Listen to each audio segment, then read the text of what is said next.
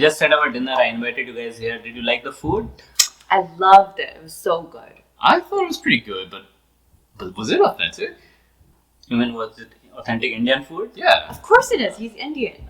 No, but how does it matter whether it's... You said you liked it.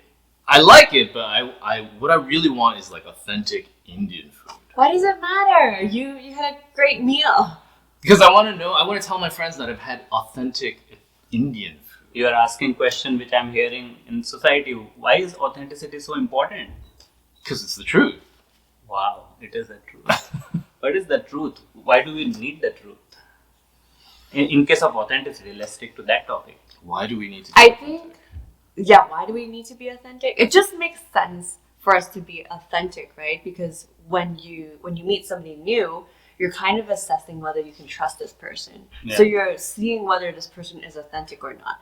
If I'm meeting you, but then at the very first few encounters, I see that you have 20 different facets of personality, I don't think I would trust you as somebody who is reliable, and I might not want to be that close to you. Whereas if somebody showed me, their vulnerability or It's always about vulnerability with you, isn't it? No, but it is. It's like if you drop your card and you drop all your facade, right? And it seems like you're not trying to please me, then I would think, oh, this person is being really authentic. They're being real with me. I get your point, but it's a little trickier than that, I feel, because as individuals, we have multiple relationships. We are like a friend, a son or daughter, a spouse, parent to kids. So in different roles, we can't be the same person. Then where does authenticity fit in this different role scenario? Yeah, that's true. Because it's like when you see one friend in a different friend group, and then when they're acting with you, you're just like, which one am I getting exactly? Or like your mom and your dad, right? Like, I guess so. It's like you wouldn't treat your parents the same way as you would your friends. No, you wouldn't. Right? Yeah, you wouldn't. That's not being authentic. Okay, I get it. But I guess the other way I would see authenticity is whether you're living up to your values. So if one of your values is kindness, right? Or let's say personal growth, well, are your behaviors aligned with those values? Yeah, I again agree, but I have something which comes to mind. Values, are we sure about values like when we grow up? Like when for me especially, growing up in 15, 20 years, when I was that old, I did not know what my values are. So how would I be authentic when I don't know my values, right? That's one question. That's a good point. Like, I guess for me, I wouldn't expect a kid to know what their values are, right? So I won't be able to tell whether they're being authentic or not. But for somebody who's older, a 40-year-old like you guys, right? I'm assuming you guys already have your values. Doesn't forget to mention this. Like, if you guys already know what your values are, right? Then I would expect for you to align how you act with your values. It's not just for my benefit as your friend. It's also because if you don't act in accordance with your values, then you are suffering with some sort of cognitive dissonance. It would cause distress for you guys. You mean like a midlife crisis, right? Yes, exactly. All of a sudden, I want to drive a really fast car or wear wigs. Yeah. I mean, I do agree with your definition. The point I'm trying to make that it's not always that we are clear about our values, and that identifying your values is a discovery process. So we should work on that, being clear about our values and then trying to live our life according to those values. Yes.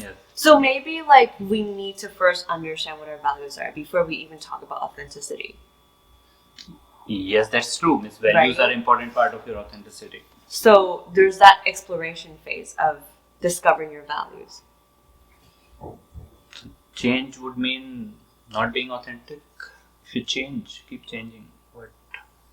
Yeah, I mean, if you are always changing, then what is authentic? Then is it just? So does that actually mean that there is no authentic Indian food? Is that real? Because different generations cook it differently? That's a good question. And the ingredients have changed because of evolution or something.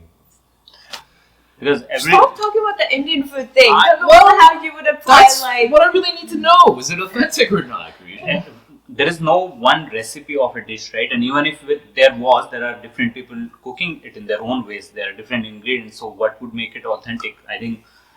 I think for that person who is making it, at least they are believing that this is they know the recipe and they are putting the right ingredients. That's what makes it authentic in that sense, right? So there's no one authentic dish, but people making it authentically, that's what would be authentic. I think maybe we're just our society is like obsessed with being duped by something, right? Because there's all this marketing stuff, Yeah. and you don't want to have the fake experience, and and we are trying to like cross off things on our checklist, so it would feel like you got robbed if a checklist was actually inauthentic.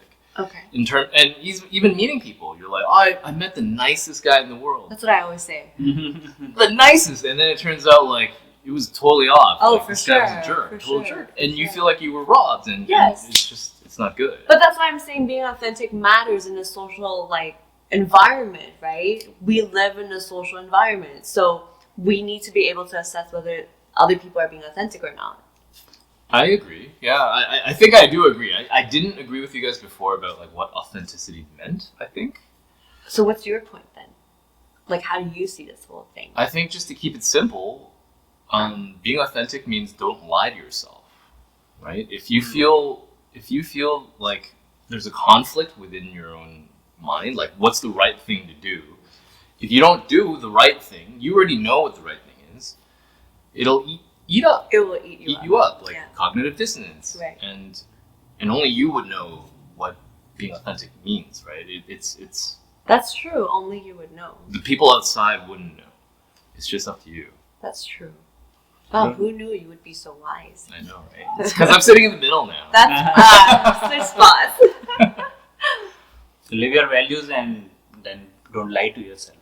I think so. So are you lying to me about the Indian foods? Stop. Okay. No. I need to know. I wouldn't be able to do that. So I made what I thought how it should be made, Okay. which is like how my mom made. So definitely it is authentic as far as I'm not lying to myself. So our I takeaway guess I'll for just say it's today. authentic. So our takeaway for today is let's not struggle too much about whether we are being authentic or not. The easier question to ask yourself is, are you lying to yourself? Yeah. You simplified it for us. I did. I totally did. So thanks for watching, guys. And let us know what you think, whether you agree with how we see authenticity. Don't lie. Don't lie. Bye.